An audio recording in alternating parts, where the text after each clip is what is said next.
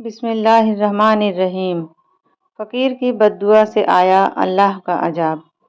چچا چمن محلے کے سب سے کنجوس آدمی تھے۔ ان کے گھر کوئی مہمان چلا جائے تو رسمی گفتگو کے بعد پوچھتے ہیں کہ چائے تو نہیں پئیں گے نا، کیونکہ چائے بہت نقصان دہ ہے۔ ہاں، شربت تھوڑا گرم ہے، چلے گا کیا؟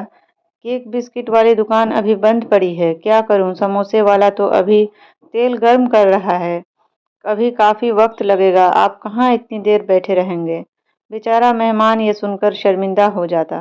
ایک دن دوپہر کو کسی فقیر نے ان کے گھر کا دروازہ کھٹکھٹایا۔ چچا چمن نے دروازہ کھولے بغیر پوچھا، کون ہے؟ فقیر بولا، بیٹا مہربانی کرو، مجھے کچھ پیسے دے دو، میرے پاس سبزی ہے، روٹی خرید کر کھا لوں گا۔ چچا چمن نے بولا، جاؤ جاؤ دفع ہو جاؤ، نہیں ہے میرے پاس پیسے۔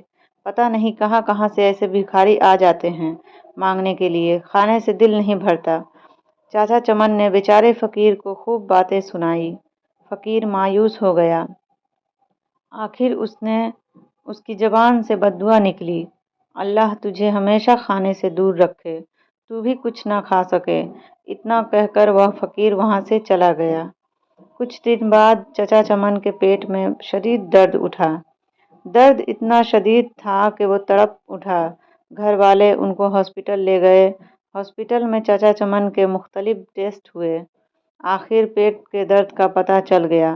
ڈاکٹروں نے ہدایت کی کہ 15-20 دن تک ہاسپٹل میں ہی رہنا ہوگا تاکہ مکمل علاج کیا جا سکے۔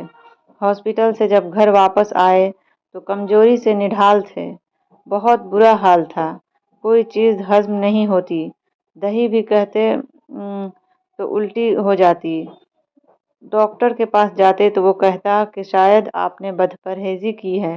ٹیسٹ کرواتے تو سب ٹھیک آتا، دوا باقاعدگی سے استعمال کرنے کے باوجود طبیعت سنبھلنے میں نہیں آ رہی تھی، رنگ پیلا پڑ گیا تھا، تھوڑا سا کھانے سے بھی الٹی ہو جاتی۔ چچا چمن کی راتوں کی نیند اڑ چکی تھی، ان کو موت کا خوف ہونے لگا۔ سوچتے سوچتے انہیں نیند آ گئی۔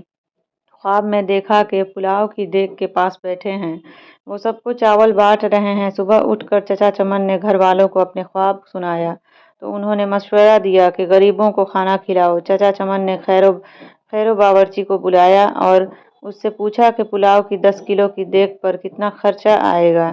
باورچی نے خرچ بتایا۔ چچا چمن 10 کلو کی دیگ پر ہونے والے خرچ کا سن کر بڑے پریشان ہوئے، لیکن پھر سوچا کہ شاید خیرات کرنے سے میں ٹھیک ہو جاؤں۔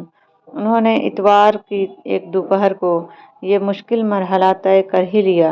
محلے کے نوجوانوں کی مدد سے محلے داروں اور غریب لوگوں کو کھانا کھلایا۔ چاچا چمن اب کافی پرسکون لگ رہے تھے، لیکن جب اس فقیر کا خیال آتا تو پھر وہی منحوس درد شروع ہو جاتا۔ کئی دن ایسے ہی بیت گئے۔ ایک شام کو کسی فقیر کی آواز آئی، اللہ کے نام پہ دے دو بابا۔ چاچا چمن بھاگ کر گئے تو دیکھا کہ وہی فقیر کھڑا تھا جس نے انہیں بددعا دی تھی۔ چاچا چمن اس فقیر کا ہاتھ پکڑ کر اپنے گھر کے اندر لے آئے۔ فوراً ہی انہوں نے اپنے بڑے لڑکے کو ہوٹل سے کئی قسم کے کھانے کے لیے بھیجا۔ کچھ ہی دیر میں لڑکا ہوٹل سے بہت سے کھانے لے آیا۔ چاچا چمن اور فقیر نے پیٹ بھر کر ساتھ میں کھایا۔ جاتے وقت فقیر بہت خوش تھا۔ ایک ہفتہ علاج کے بعد چاچا چمن مکمل طور پر صحت یاب ہو چکے تھے۔